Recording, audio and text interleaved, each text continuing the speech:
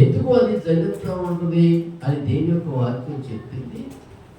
మీరు చాలా అపాయకరంలో ఉన్నారు, లేకపోతే ఒలివ చెట్లు పండ్లు కాయలు దులిపినట్లుగా దేవుడు ఒక రోజు నా చెట్టులో ఉన్న కాయలన్నీ దులిపేస్తాడు. చెట్టు కాసిన కాయలన్నీ దులిపేసిన తర్వాత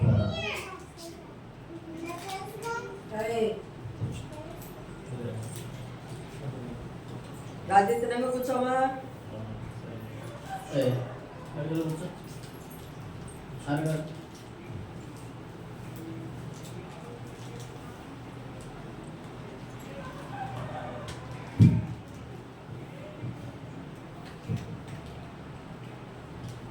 అంజూరపు చెట్టు కట్టి నాటిన ద్రాక్ష అందు పోతే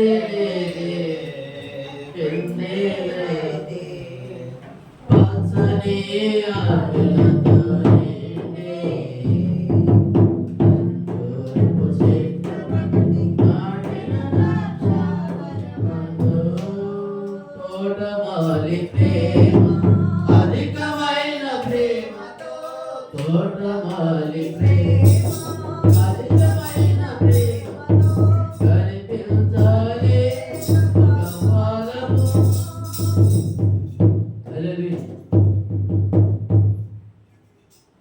ఒలివ చెట్లు దులిపినట్లుగా దేవుడు ఒక రోజున ఈ తోటలన్నీ దులిపేస్తాడు. ఏ తోటలన్నీ? భూలోకంలో తోటలన్నీ, భూలోకంలో ఉన్న తోటలన్నీ కాయలు పట్టుకొని ఒకసారి ఒక దులుపుతాడు. చెట్టు దులుపునట్లుగా దేవుడు ఒకేసారి దులుపుతాడు. ఆ దులుపునప్పుడు ఈ కాయలన్నీ శ్రేష్టమైన కాయలైతే దేవుడి దగ్గర పనికిరాని కాయలన్నీ తీసుకెళ్లి దేవుడు బెండ పొక్కులు వాటిని వారు వేస్తాడు. అలాగా దేశంలో నెమ్మది లేకుండా పోతాం కారణం ఏంటి అంటే దేని యొక్క వాక్యం ఏమవుతుందండి, మీరు ఒట్టి ఊపులాగా ఉన్నారు. వేదలను చూడండి 25వ అధ్యాయంలో యెషయా రాసిన గ్రంథంలో ప్రభువైన యేసుక్రీస్తు వారి ప్రభు వారు ఖచ్చితంగా చెప్తున్నారు. 3వ వచనం ఏమంటున్నాడంటే,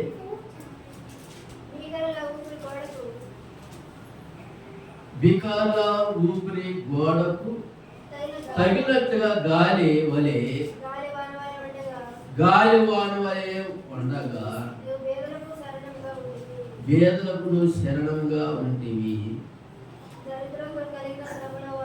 దరిద్రం కలిగిన శ్రమలో వారికి శరణంగాను, గాలి వాన తగలకున్నట్లుగా ఆశ్రయంగాను,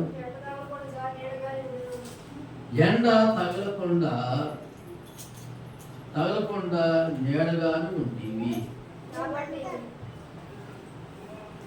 ఆ చెట్టు ఉన్నప్పుడే, లేకపోతే మనిషి ఊపిరి ఉన్నప్పుడే నీడగా లేకపోతే అండగా ఉండక అవకాశం కలిగి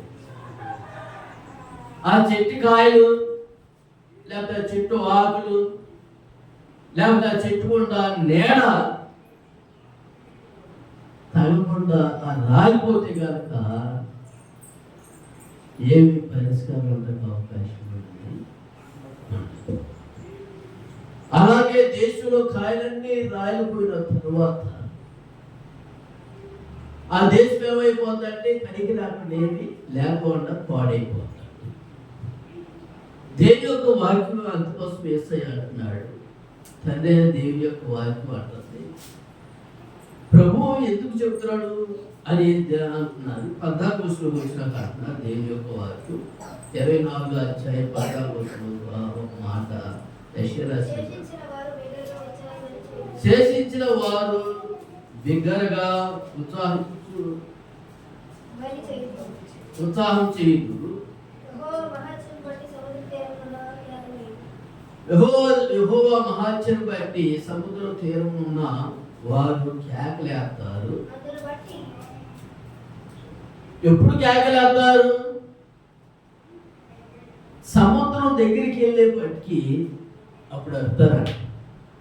ఎవరన్నా మమ్మల్ని కాపాడండి. ఎవరి చేత? లేకపోతే శ్రమ చేత, ఈ కష్టాల చేత మేము నశించిపోతున్నాం. ఈ సముద్రం నుంచి మమ్మల్ని ఎవరన్నా కాపాడండి అని కేకలేస్తారు. ఎవరు కాపాడుతారు? సముద్రం అంటే మాటల. ఎవరు కాపాడతారు? నువ్వు కేకేసేటప్పుడు వారికి అందుతా? సముద్రం దగ్గరికి ఎవరైనా మనుషులు వస్తారా? రా.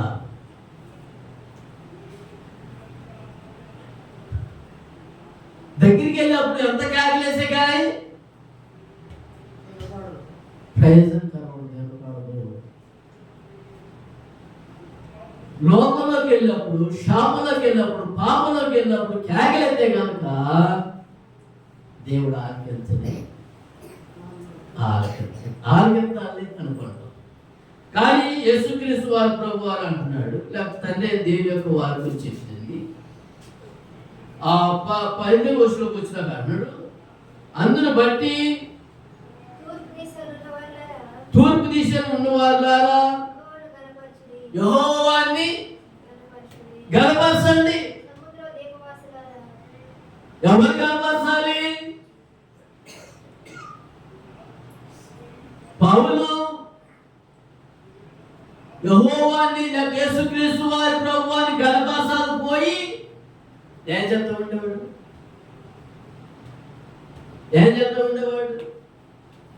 అందరిని సంహరిస్తూనే ఉండేవాడు. అందరినీ సంపేసేస్తూనే ఉండేవాడు.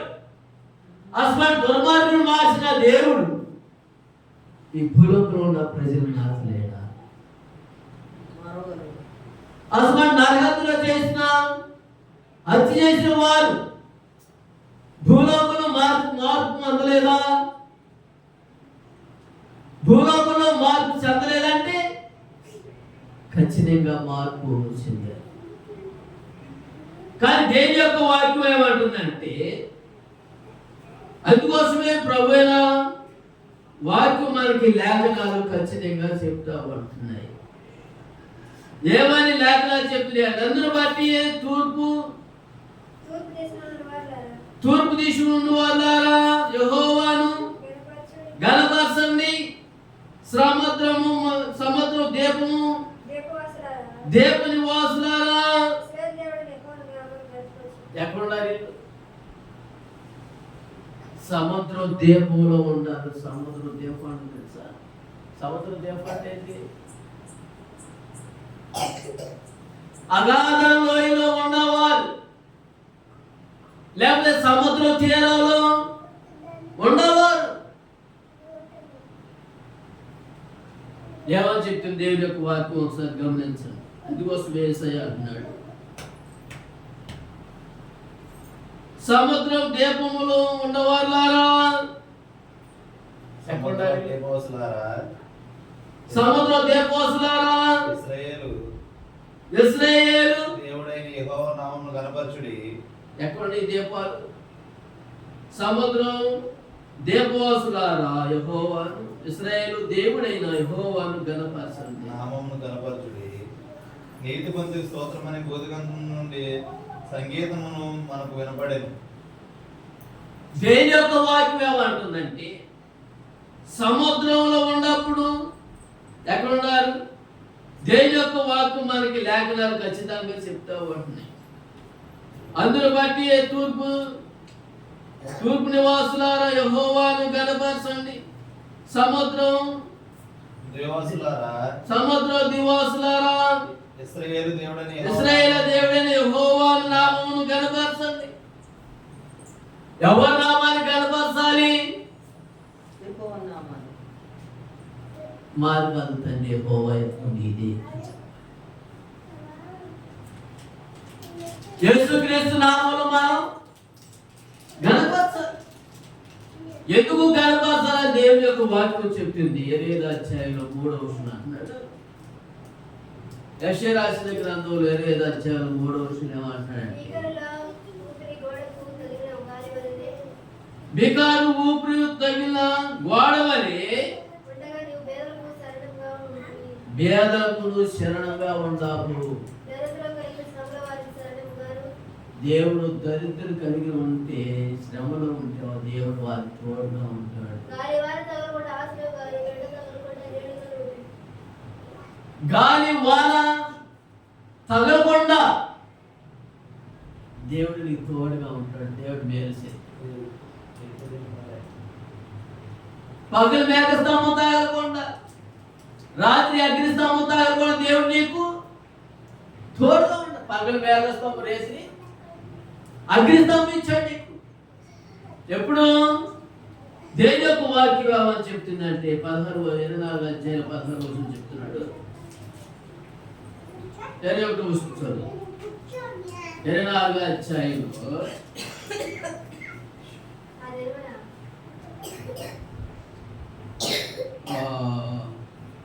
19 వచనం చదువు. భూమి బొత్తుగా బద్దలైపోతుంది.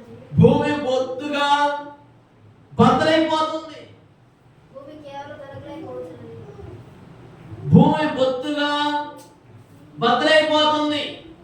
అది కేవలం తునలైపోతుంది.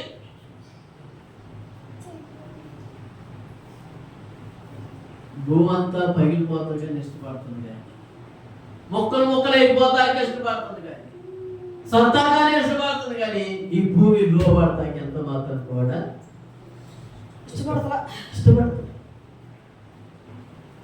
తునాలు అయిపోతా కానీ ఇష్టపడుతుంది. నిలువుగా బద్దలుగా నిండిపోతా కానీ ఇష్టపడుతుంది. ముక్కలు అవుతా కానీ ఇష్టపడుతుంది. కానీ ఈ భూమి దేవుడికి అంకితంగా ఇష్టపడటానికి ఎంత మాత్రం కూడా ఇష్టపడుతుంది. అందుకోసమే దేవుని యొక్క వాక్యం ఏమని చెప్తుందంటే, భూమి బొత్తుగా ఏమవుతుంది? భూమి బొత్తుగా బద్దలైపోతున్నది. భూమి కేవలము తుత్తులుగా పోతున్నది.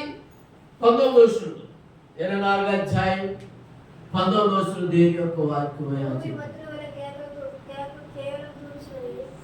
భూమి బొత్తుగా బద్దలైపోతున్నది. భూమి బొత్తుగా ఏమైపోతున్నది? బద్దలైపోతుంది. ఆ భూమి పగిలితే నాకే వస్తుంది అనుకుంటావా? ఏ భూమి పగిలేది? హృదయమైన భూమి, శరీరం. గుండు పగలు కొట్టినట్టుగా దేవుడు దాన్ని ముక్కలుగా చేస్తాడు, తగలు పెడతాడు. భూమి బద్దలు వెళ్ళిపోతుంది. అగాధ వేలోయలో నుంచి దేవుడు మనుషుడికి ఎంత జ్ఞానం ఇచ్చాడు? దేని యొక్క వాక్యం ఏమని చెప్తుందంటే, భూమి కేవలం తునకలైపోతున్నది. భూమి కేవలము తునకలైపోతున్నది. భూమి బహుగా దద్దరిల్లుచున్నది. భూమి బహుగా దద్దరిల్లుచున్నది. అయ్యో అని అర్థం ఉంటుంది. భూమి పత్రవలె కేవలం తులుచున్నది. ఏం చేస్తుంది ఈ భూమి? అయ్యో అని అర్థం ఉంటుంది. క్యాగిలేస్తా ఉంటుంది. ఈ భూమి బాగు చేసి ఎవరు బాగు చేస్తాడు? అందుకోసమే తండ్రి దేవుడి యొక్క వాక్యం ఏమంటుందంటే, 21 వర్షంలో ఏమని చెప్తుందంటే, వారి 20 వర్షం అంటాడు, భూమి తునకలైపోతుంది, కేవలము తూలుచున్నది. పాగవాలే ఇటు అటు ఊగుతున్నది. ఏం చేస్తుందంట? అది పాగవాలే ఇటు అటు ఊగుతా ఉంటుందంట. ఎటువంటి ఊగుతూ ఉంటుంది? భూమి అటు ఊగుతుందంట, ఇటు ఊగుతుందంట. కేవలము భూమి ఇటు అటు ఊగుతూ ఉన్నది. దాని అపరాధం దాని మీద భారంగా ఉన్నది. ఏం చేస్తుందంట? దాని అపరాధాలు దాని మీదే భారంగా ఉన్నది. ఎవరు చేసుకున్న పాపం? ఇటు అటు ఊగుని కొద్దిగా దాని మీద ఏముంటుందంట? దేని మీద ఉంటుందంట? ఇటు అటు ఎంత ఊగితే భూమికి అంత నష్టం అంట. ఎవరి నష్టం ఇది? దేని యొక్క వాక్యం ఏమంటుందంటే చూడండి, 20వ వచనం అన్నాడు, భూమి మత్తు వలె కేవలము తూలుచున్నది. మత్తు ఇచ్చినప్పుడు మనుషులు తూలుతారు, చూసి అటు ఇటు. భూమికి ఎక్కడ మొత్తేస్తారా? భూమి అటు మొత్తు వలె తూలుచున్నది, పాగవలె ఇటు అటు ఊగుచున్నది. దాని అపరాధం దాని మీద భారంగా ఉన్నది. అది పడి ఇకను లేవదు. ఏం చేస్తుందంట? పడిపోయి లేకమంటే దేని యొక్క వాక్యం ఏమంటుందండి? పడి లేవదు. పడి ఇకనాను అది ఎంత మాత్రం పైకి లేకమ్మంటే చతికులు పడిపోయిన తర్వాత లేకండి అమ్మా అంటే నేను లేకలేకుండా ఎవరో పడి వచ్చినన్నా లేపండి అయ్యా. భూమి కేవలం అది ఏమైపోయిందంటే మొత్తుగా ఉండేది, తూలుతా ఉంటుంది, ఇటు అటు ఊగుతున్నది. ఏం చేస్తుందంట?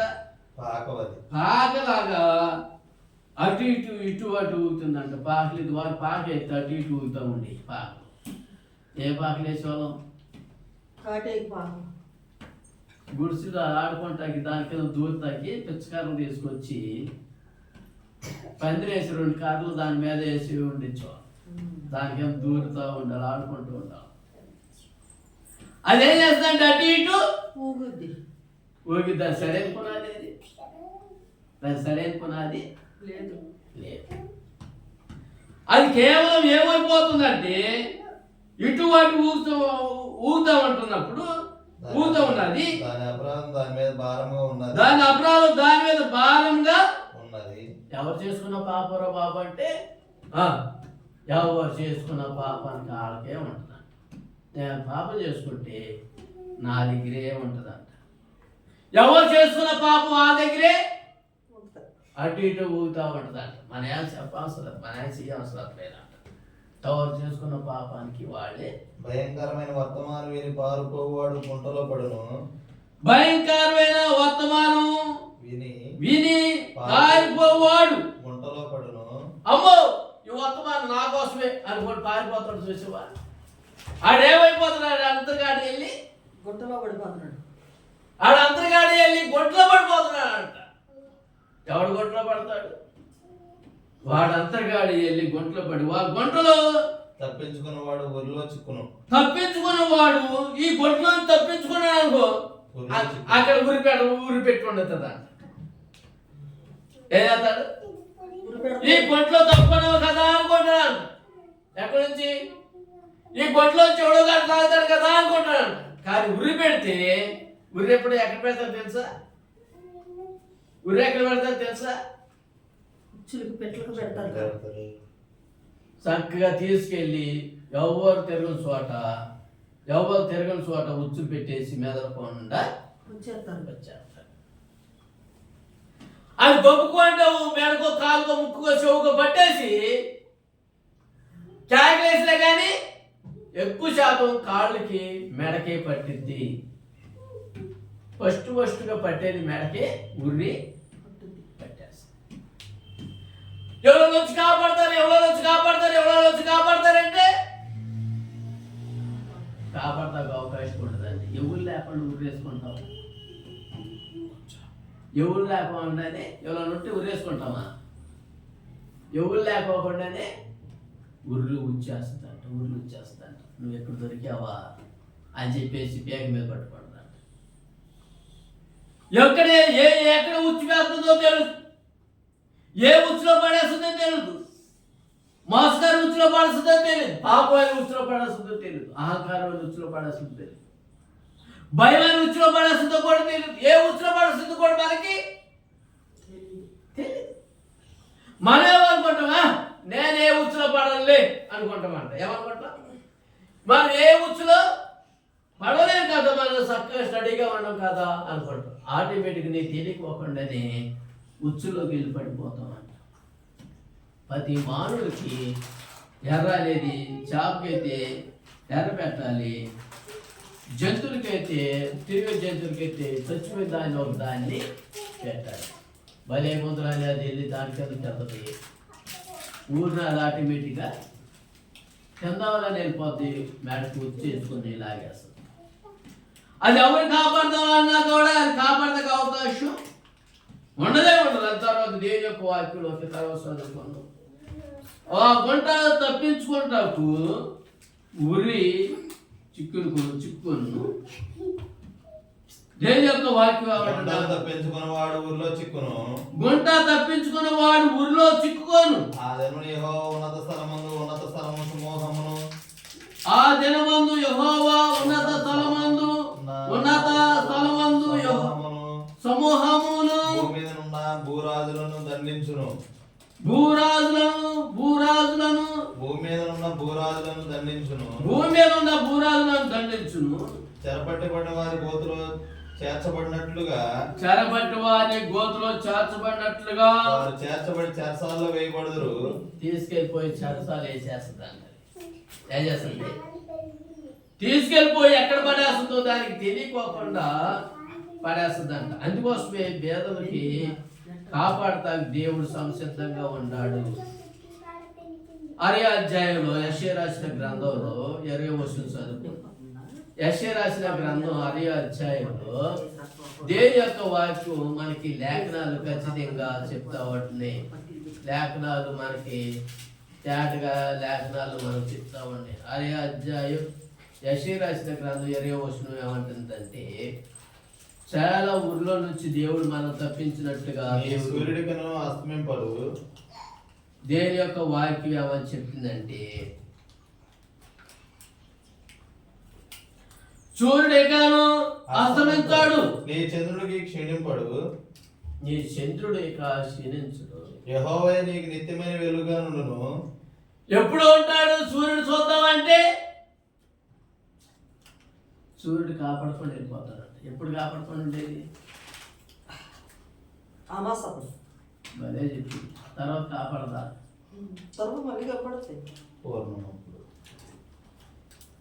నువ్వు చచ్చిపోయినప్పుడు సూర్యుడికి ఎంతటి కూడా నీకు కాపాడే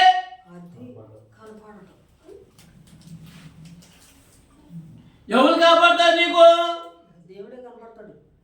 యేసు ప్రభు వారు ఇక్కడ కాపాడేది. సూర్యుడే నువ్వు చూడలేవు.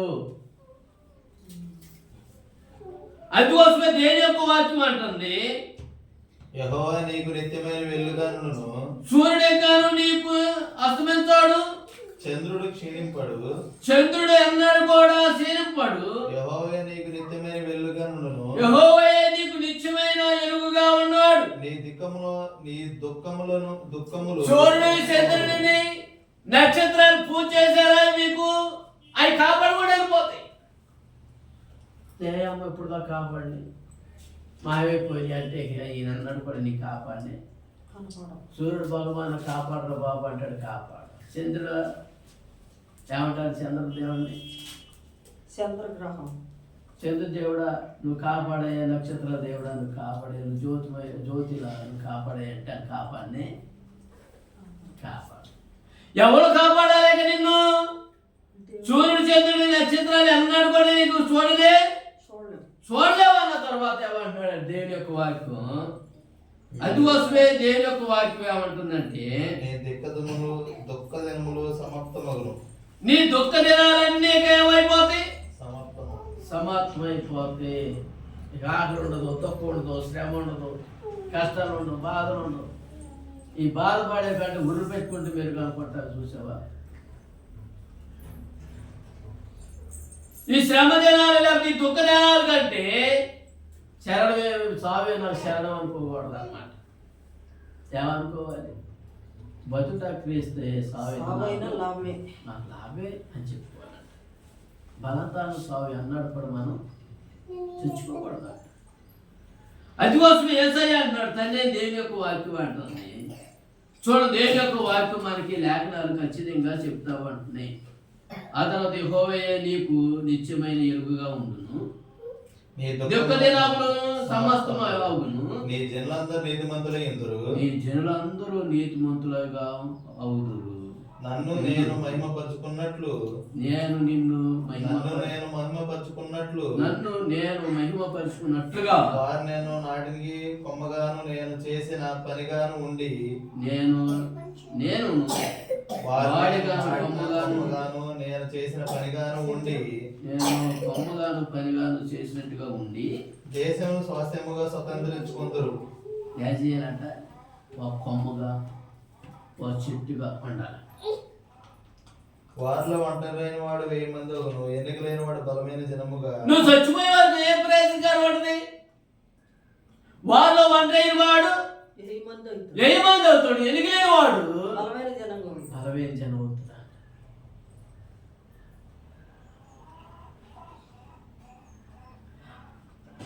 అదే కాకుండా భూమిలో కూడా ఉన్న ఎలుగుతాం. సూర్యుడు చంద్ర నక్షత్రాలకు నమస్కారం చేయాలి. వారిలో ఒంటరి వాడు ఏమంది అవుతాడు, ఎన్నికైన వాడు బలమైన జనాలుగా దేవుని యొక్క వాక్యం మనకి. నీ దుఃఖ దినములు సమాప్తమవును. నీ జనులందరూ నీతిమంతులై ఇందురు. నీ దుఃఖ దినాలన్నీ దేవుడు ఒక రోజున సమాప్తం. రోజు ఈ కష్టాలు ఏమంటాయా? రోజు ఈ శ్రమలు ఏమంటాయా? రోజు ఈ కాకిలు లోకలే పుడతా ఉంటారా? ఇవన్నీ ఒక రోజున సమాప్తం చేస్తాడు దేవుడు వాటన్నిటికీ ముగిస్తాడు. అందుకోసం ఆ కొమ్మ కాడ దేవుని యొక్క వాక్యం ఏమంటుందంటే, దేవుని యొక్క కొమ్మ అంటే దేవుని యొక్క వాక్యం. వాడిని కొమ్మగాను నేను చేసిన పనిగాను నుండి 21 అంటున్నాడు. ఈ జనులందరూ నీతిమంతులై ఇందురు. నీ జనులందరూ నీతిమంతులుగా ఉంటారు. నన్ను నేను మహిమపరుచుకున్నట్లుగా నేను వాడిన కొమ్మగాను నేను చేసిన పనిగాను ఉండి దేశం స్వాస్థ్యముగా స్వతంత్రించుకో. ఏ పని చేసినా నమ్మకంగా చేయాలి. ఏ పని చేసినా నమ్మకంగా చేయాలి. ఏ పని చేసినా కానీ నమ్మకంగా చేయాలంట. ఆ ఒక్క కొమ్మే ఏం చేస్తాడంటే దేవుడు బలమైన జనంగా దేవుడు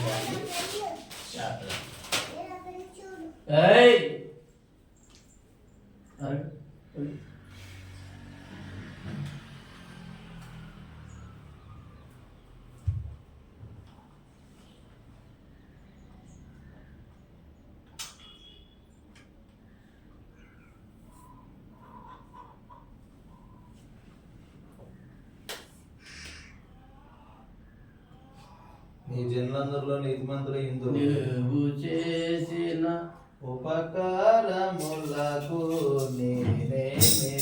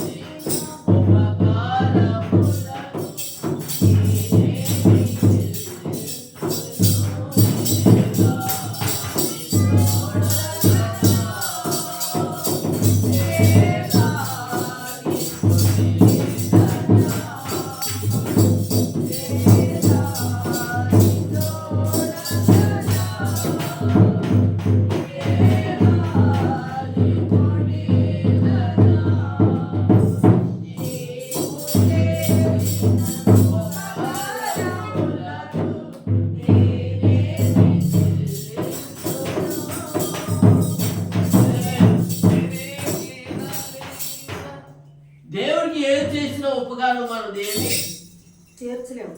చెల్లించలేము. నువ్వు చేసిన ఉపకారం దేని మర్చిపోకూడదు, చెల్లించలేము, మర్చిపోకూడదు. అందుకోసమే దేవుని యొక్క వాక్యం చదువు.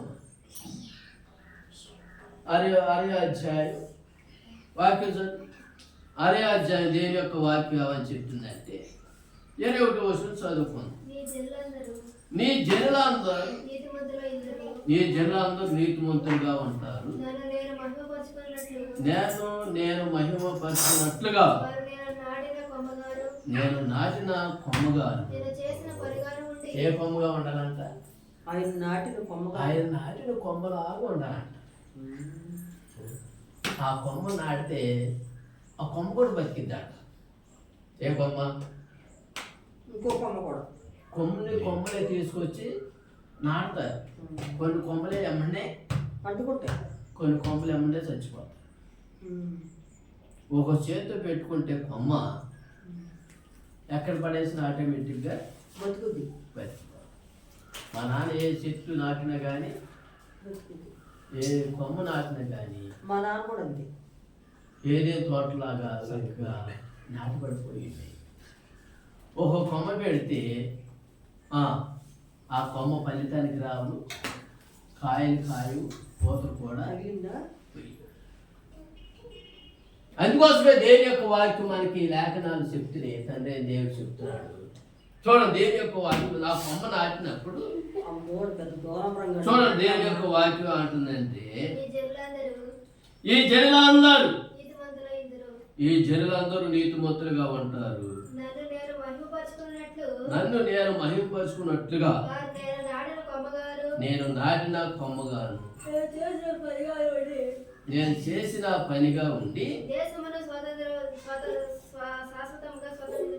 దేశము స్వాస్థ్యంగా స్వతంత్రించుకుందరు. వారిలో ఒంటరైన వాడు ఏమందో, ఎన్నిక లేని వాడు వాడు ఏం చేయలేడు అన్నవాడు బలమే జరుగుతాడు.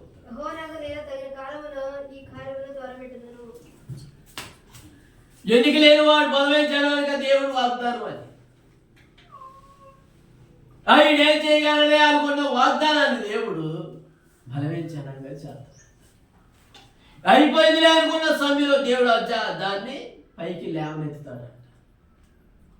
ఒక కొమ్మతోనే దేవుడు దాన్ని నాటబడేటట్టుగా చేస్తాడు, బలవించనంగా చేస్తాడు. ఎప్పుడు బలవించనంగా చేస్తాడు అని దేని యొక్క వాక్యం అంటుంది. చూడండి, యెషయా రాసిన గ్రంథంలోనే 33వ అధ్యాయం 24వ వచనం చదువుకోండి. యెషయా రాసిన గ్రంథంలోని 33వ అధ్యాయం 24వ వచనం అంటుంది.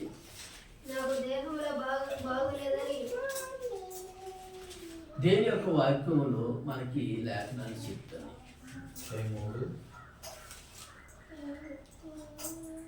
33వ అధ్యాయం 24వ వచనం చదువు. 33:24 అంటుంది, నాకు దేహంలో బాగోలేదు, అందులో నివసించువాడు ఎవడు కూడా ఉన్నాడు. నా దానిలో నివసించువాడు జనుల దోషాలన్నీ పరిహరించబడి. ఎక్కడి నుంచి వచ్చిందా? లోపల అది పరిశుద్ధమైన రక్తం జనుల మీద పోతే ఆ జనులందరూ బాగుపడాలి. పనికిరాని తాగారనుకోండి, జబ్బు రసం తాగారనుకోండి, లేకపోతే ఏదో కూడా కొత్త తాగారనుకోండి, అవి పనికి రాకుండా ఉండేవి. జనులందరూ ఏమైపోతారు? మొత్తులు అయిపోతారు.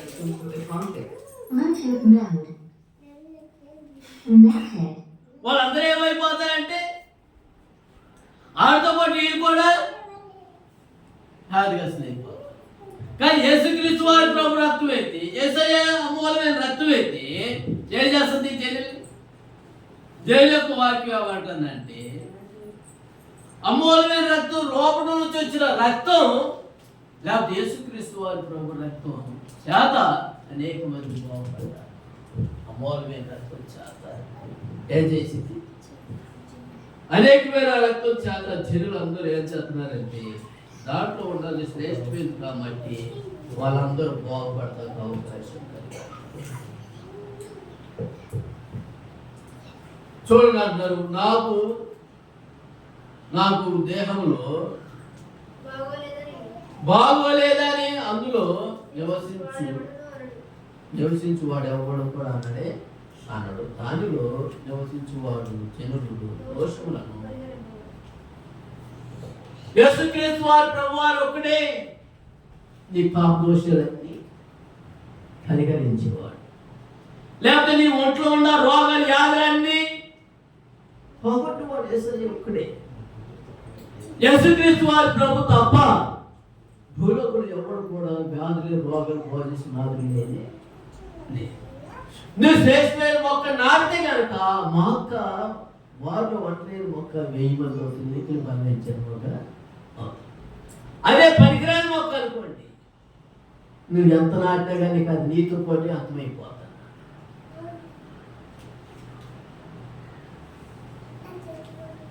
ఓహో తల్లి పెంచితే చాలా శ్రేష్టంగా పెంచుతూ ఉంటారు.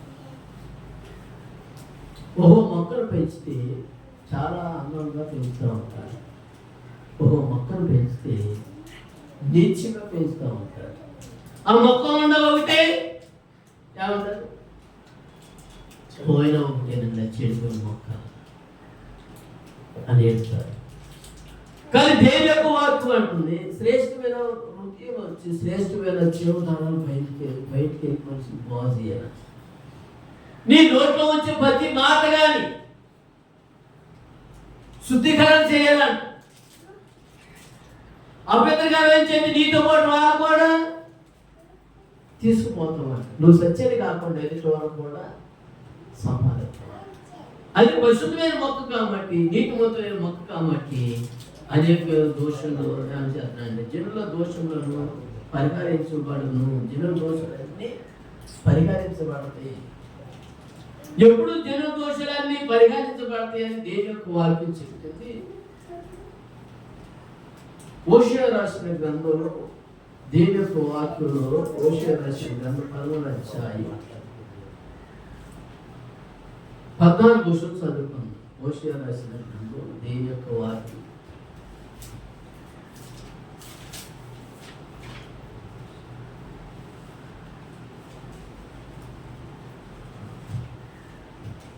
పదమూడవ అధ్యాయంలో 14 దేవుని యొక్క వాక్యం లేఖనాలు ఖచ్చితంగా అయినా కానీ పాతాళ వంశుల నుండి ఎక్కడి నుండి పాతాళలోకం నుండి మిమ్మల్ని కాపాడే దేవుణ్ణి సమాధి దగ్గరికి వెళ్ళాం. కానీ ఓ మరణమా, ఓ మరణమా నీ విజయం అక్కడ, ఓ మరణమా నీ ముళ్ళు ఎక్కడ. మరణం గురించిన వాడు క్రీస్తు తప్ప ఈ భూలోకులు ఎవడు మరణం గురించిన నాడు లేదే. ఓ మరణమా నీ ముళ్ళు ఎక్కడ, ఓ మరణమా నీ విజయం ఎక్కడ. మరణం గురి వచ్చేవాడు దేవుడే. ఒక సెకండ్ సార్ అని ప్రభు దగ్గర వెళితే నువ్వు సత్యతప్పుడు కూడా దేవుడికి సత్యంగా నిన్ను కాస్తాడు. ఎప్పుడు కాస్తాడు? ఆ చెట్టు ఏమై ఉండాలి, ఏమై ఉండాలి, మంచి మొక్క అయి ఉండాలి. సముద్రం నాడుబడి చెట్లా ఉండకూడదు. ఒలివ చెట్టు ఉంటే మట్టి నీటిలో, సత్వ చెట్లని మట్టి కొట్టుకొని పోవాలి. నీతిమంతులు ఈ భూలోకాన్ని రాజుగా అవుతారు. నీతిమంతులు ఈ భూలోకాన్ని రాజ్యం అవుతారు. తదిమాపాలన్నీ మట్టి కొట్టుకొని పోతాయి. భక్తికి గట్టులాగా సిగరెట్ కానీ ఆకు వాడు దాని కాలం పోస్తుంది. ఆకు రాలిపోతుంది. పోస్తుంది ఆకు రాలిపోతుంది. అరణ్యంలో ఆకులు రానట్టుగా రాలిపోతాడు. నిలుతారా? పాలు నీళ్ళు ప్రవేశించే దేశానికి వెళ్తారా? వెళ్ళలేదు. వాళ్ళ మార్గాలన్నీ చెడిపోయిన మార్గాలండి. వాళ్ళ త్రావలన్నీ చెడిపోయినావు. అందుకోసం యేసయ్య అంటాడు హోషేయ రాసిన గ్రంథంలోనే 11వ అధ్యాయం 14 ఏమంటాడంటే, అయినా కానీ పాతాళ వంశుల నుండి నేను వారిని కాపాడుతా, విమోక్షిస్తాను. మృత్యు బాటల నుండి ఎక్కడి నుండి మృత్యు దాకెళ్ళ కానీ దేవుడు నేను సజీవంగా కాపాడతాడు. నువ్వు మంచి చెట్టు అయితే చెడు పని చెట్టు అనుకోండి, అది చెట్టు నాకెంత. ఎప్పుడు యేసుక్రీస్తు వారు ప్రభువారు కాపాడినాయనా అని అంటే కనుక దేవుడు నిన్ను ఖచ్చితంగా కాపాడుతాడు. నువ్వు వరకపోతే కనుక దేవుడిని కాపాడే అది మంచి నాటున మంచి చెట్టున నాటబడేటట్లుగా ఉండాలి. నాటబడితే కనుక దేవుని యొక్క వాక్యం అంటుంది. అందుకోసమే దేవుని యొక్క వాక్యం అంటుంది. చూడు, దేవుని యొక్క వాక్యంలో అదే దేవుడి యొక్క వాక్యం మనకి కిందకి వచ్చిన ఒక మాట. చాలా వాక్యాలు మనకి లేఖనాలు చెప్తా ఉంటాయి. ఎందుకని లేఖనాలు చెప్తున్నాయి అంటే ప్రభువైన దేవుని యొక్క వాక్యం మనకి శ్రేష్టమైన వాక్యాలు ప్రభు మనకి రాయబడి చెప్పి ఉండించాడు. ఎందుకు చెప్పబడి రాయబడి ఉండించాడంటే మన బ్రతుకులు మార్చుకోవటం అని, మన ఆలోచనలు మార్చుకోవటం అని, మన తలంపులు మార్చుకోవటం అని, మన ఊహలు మార్చుకోవటం అని దేవుని యొక్క వాక్యం మనకి లేఖనాలు రాయబడి చెప్పాడు. ఎందుకు రాయబడి దేవుని యొక్క వాక్యం మనకి చెప్పి ఉన్నాడంటే పాతాళలోకం నుండి దేవుడు మనల్ని కాపాడుతాడు, సంసిద్ధంగా ఉన్నాడు. ఎందుకు పాతాళలోకాన్ని కాపాడటానికి సంసిద్ధంగా ఉన్నాడు అని లేఖనాలు చెప్తే తనే దేవుని యొక్క వాక్యంలో మనకి లేఖనాలు ఖచ్చితంగా చెప్తామంటే ఇదిగో మీరు ముచ్చుబాటు దగ్గరికి వెళ్ళినా కానీ మిమ్మల్ని సజీవంగా కాపాడే దేవుడు నేను ఉండాలి, మీరు భయపడాల్సిన ఏమీ లేదు. ఆ చెట్టు ఒక కొమ్మ మంచిదైతే దాంట్లో ఉన్న కొమ్మలన్నీ కూడా మంచిదవుతాయి, దాంట్లో ఉన్న చెట్లన్నీ కూడా మంచి అవుతాయి. ఆ చెట్టు కనుక చెడిపోతే కనుక ఈ కొమ్మలు కూడా ఏమైపోతాయి, ఈ కొమ్మలు కూడా చెడిపోతానికి అవకాశం కలుగుతుంది. ఎందుకు అవకాశం కలుగుతుందని దేవుని యొక్క వాక్యంలో మనకి లేఖనాలు చెప్పింది. కొరింథీయులకు రాసిన పత్రికలో, మొదటి కొరింథీయులకు రాసిన పత్రికలో చూడండి, మొదటి కొరింథీయులకు రాసిన పత్రికలో దేవుని యొక్క వాక్యం అంటుంది. తండ్రైన దేవుని యొక్క వాక్యంలో మనకి లేఖనాలు చెప్తుంది. 15వ అధ్యాయం 26వ వచనం. మొదటి కొరింథీయులకు రాసిన పత్రికలో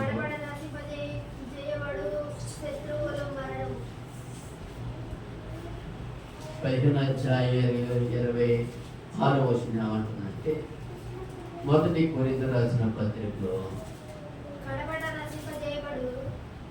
కడపట నశింపు చేసేవాడు శత్రువుకి మరణం.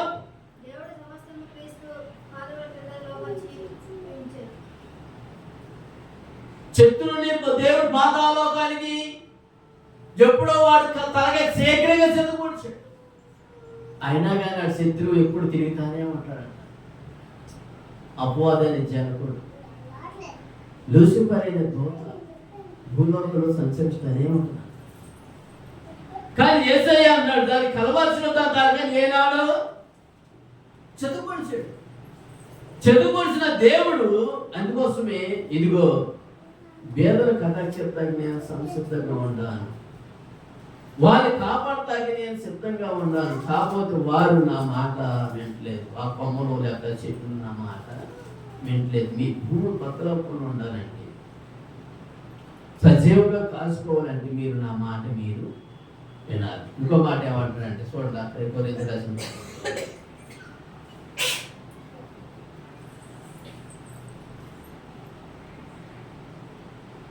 కనిపించిందా?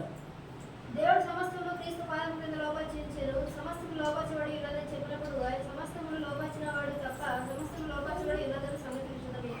మరియు సమస్తమును ఆయనకు లోపరచబడినప్పుడు దేవుడు సర్వములో సర్వమగు నిమిత్తము కుమారుని తనకు సమస్తమును లోపరిచిన దేవునికి తానే లోపడును. ఎవరికి లోపడతామండి? పది అన్ని అన్ని ఏం చెప్తున్నాయంటే సమస్తము దేవుడికి లోబడాల్సింది. నేను లోబడినంత గీలేదు. భూలోకంలో ఉన్న సమస్త చిన్నులు కానీ చెట్లు కానీ లేకపోతే రకరకాలైన మనుషులు కానీ ఖచ్చితంగా దేవుడి తండ్రి దేవుడికి మనం లోబడాల్సింది. నువ్వు లోబడితే కనుక సజీవంగా ఉండగా అవకాశం ఉంటుంది. ఎవరు లోబడాలి? తండ్రి అయిన దేవుడికి నువ్వు లోబడతా ఉండాలి. యేసుక్రీస్తు వారి ప్రభుకి లోబడతా ఉండాలి. అన్నీ లోబడతా ఉండి కానీ ఈ మానవుడు మట్టికి లోబడతానికి ఇష్టపడలేదు. ఈ భూలోకంలో ఉన్న జంతువులు కానీ, ఆకాశ పక్షులు కానీ, నేల మీద పాగే పురుగులే కానీ దేవాది దేవుడికి లోబడతా ఉంటాయి. తన స్వరూపణ చేసుకున్న మనుషుడే తన ఇష్టానుసారంగా జీవిస్తూ ఉంటున్నాడు అన్నాడు. ఇదిగో నేను పేదలు కటాక్షించే సంసిద్ధంగా ఉండాను.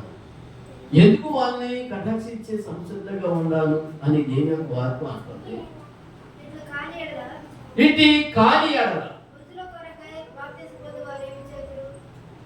ఏం చేస్తారంట? మృతుల కొరకు బాప్టిజం పొందుతారంట. దేనికి? మృతుల కొరకే బాప్టిజం పొందే వారు ఏం చేస్తారు? దేనికి బాప్టిజం తీసుకునేది? బాప్టిజం ఎందుకు తీసుకోవాలి? పొందుకోవాలి. ఆయనతో పాటు సిలువేస్తారు. యేసుక్రీస్తు వారి ప్రభుతో పాటు మనం కూడా సమాధిలో పాతి పెట్టి ముచ్చి తెచ్చి వేసినట్టుగా సమస్తం ఏం చేయాలంటే క్రీస్తుతో పాటు మనం దాంట్లన్నింటినీ పాతి పెట్టబడాలి. ఏమి? పాతి అన్ని పాత అలవాట్లు, పాత బతుకులన్నీ బాప్టిజం తీసుకున్న తర్వాత ఎలుపు తట్టు అందరూ కూడా చూడకూడదు. చూస్తే కనుక అది శాపంతోనే పాపంతోనే నిండిపోయి ఉంటారు. అందుకోసమే దేవుని యొక్క వాక్యం అంటుందంటే మీ భూమి బద్దలవకుండా ఉండాలంటే దేవుడి మాట మీరు చాలా జాగ్రత్తతో వినాలి. ఎందుకు దేవుడి మాట మీరు వినాలి అని అంటే ఇదిగో మీకు కోతులు పడుతున్నట్లుగా చూడండి. యెషయా రాసిన గ్రంథంలో 24వ అధ్యాయంలో 20వ వచనం చదువుకొని ముగించుకున్నాం. భూమి సమస్తము ఏం చేస్తుందంటే భూమి విడబడకుండా ఉన్నట్లుగా కేవలము యెషయా రాసిన గ్రంథం 24వ అధ్యాయం 20వ వచనం చదువుకున్నాం. భూమి మొత్తుల వలె కేవలము తూలుచున్నది. ఏం చేస్తుందంట? పాకలాగా ఇటు అటు ఊరుస్తున్నది. అర్థమవుతుందండి? ఎవరు అపరాధాలు వారి మీద భారంగా ఉంటాయి. ఎవరు అపరాధాలు వారి మీదే భారంగా ఉంటాయి. భారంగా ఉన్నాయి.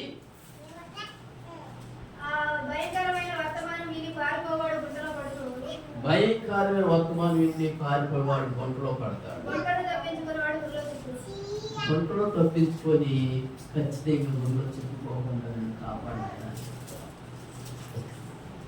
ఈ పాప ఊపులోండి నన్ను కాపాడినాయని ప్రభు దగ్గర నువ్వు చెప్పాలి. గుంటలో పడిపోయిన తర్వాత ఖచ్చితంగా దెయ్యం ఎక్కడ పట్టు నీకు సిక్కేస్తాకి ఉరి పెడతాకి సంసిద్ధంగా ఉంది. దాంట్లోంచి మనం తప్పించుకుంటాకి బేదల కటాక్షిస్తాకి యేసుక్రీస్తు వారి ప్రభు వారు సంసిద్ధంగా ఉంటాడు. ఎందుకు ఆయన సంసిద్ధంగా ఉన్నాడు అంటే చూడండి 25వ అధ్యాయం 25వ అధ్యాయంలో బేదల ఊరిలో నుండి 25వ అధ్యాయం 3వ వచనం చదువుకుంటా అంటున్నాడు. బేకారు ఊపిరి గోడకు తగిలిన గాలి వలె పేదలకు దేవుడు శరణంగా ఉన్నాడు.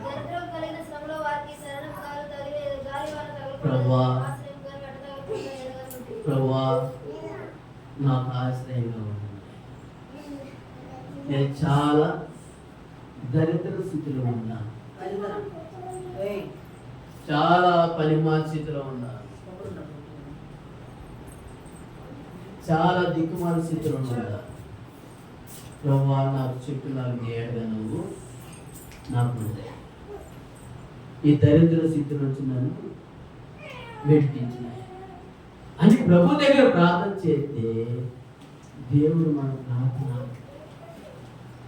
మన ఎగిరాను.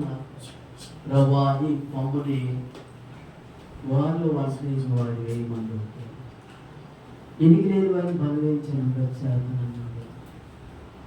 నన్ను బలవేయించాను అని ప్రభు దగ్గర ప్రార్థన చేస్తే ఆ పనికిరాని కొమ్మలు దేవుడు నాటబడి నా నాటికి ఫలించదని ఉంటామంటే ఆయనకి ఇష్టమైన కొమ్మలుగా ఉండాలి, ఆయనకి ఇష్టమైన పిల్లలుగా ఉండాలి.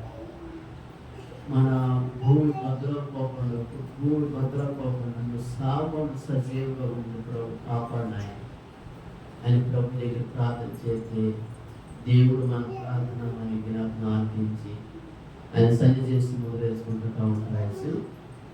కొద్దివాకు దేవుడు దీవించింది. ప్రార్థన ప్రేమను పనిచేయండి. జీవాత్పత్తి నువ్వు వాక్యానికి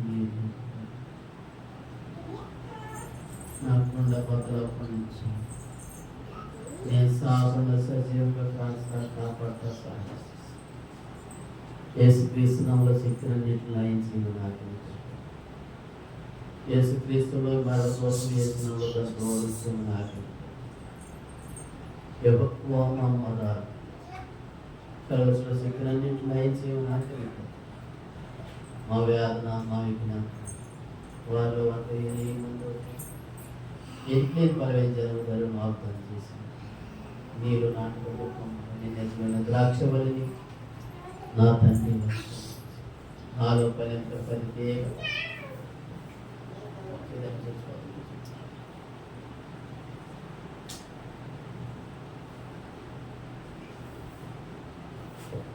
నాలో పలింపు ప్రతి తీగ తీసుకుని పాడను నీలో కలిపే తీగగా దయచి నా మొల నా విజ్ఞాపన నా వేదన సాతానికి మరణం దృష్టి పెట్టండి. ఈ శక్తులన్నింటినీ యేసుక్రీస్తునామములో తోడ్చి గాలి శక్తులు మత శక్తులు విగ్రహ శక్తులు ఈ శక్తులు ఏనాడు కలవలసిన తప్ప శీఘ్రమించబడి దాని పాతలో అఘోర లోయ నుంచి నన్ను కాపాడండి. వంట నుంచి కాపాడండి, ఊపిరి నుంచి కాపాడండి. ఆ ఊపిరి నుంచి కాపాడుతా ఆయన ఊర్లు పెడతాం. ఏ ఊరికి ఉన్నాను చుట్టుపక్కల చిన్న ఊరు పెట్టుకున్నాను. ఆ ఊళ్ళో నుంచి కొన్నిసార్లు బతికేస్తా నీ ఆత్మ నీ సన్నిధి కాపాడాలి. ఆ నీవు అందుబాటులో ఈ వాక్యం నీరు పెడతాయి చింపతి పడవ చేస్తున్నారు. మొక్కడు రాదు వేసుకోవద్దు శ్రేష్టమైన ప్రార్థించి కొనేడుకున్నాను. పర్లోకమైన మాట్లాడు ఈ రాజ్యం లేట్ కావాల్సిన జనహారం ఆయన శాఖ దృష్టించినట్టు. ఎందుకంటే రాజ్యము బలము శక్తి తండ్రి దేవుడు సాహసం ఈ భూలోక పరిస్థితులకి ఒక చేస్తున్న ప్రజలకి ప్రాణాలతో మాట్లాడతాం. వచ్చి బిడ్డపై మాట్లాడాలి. నీకే మేము అందరితో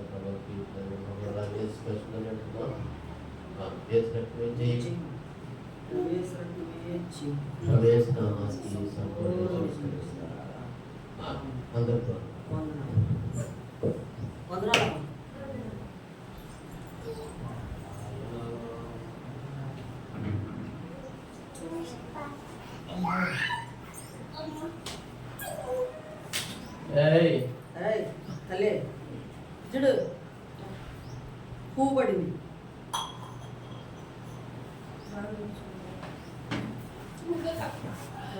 ఏమందే మామ ఏమ్మా తల్లి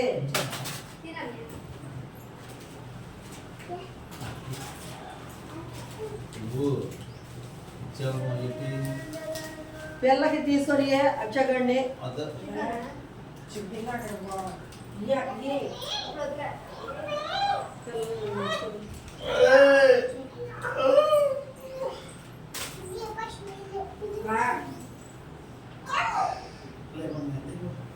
Lemon.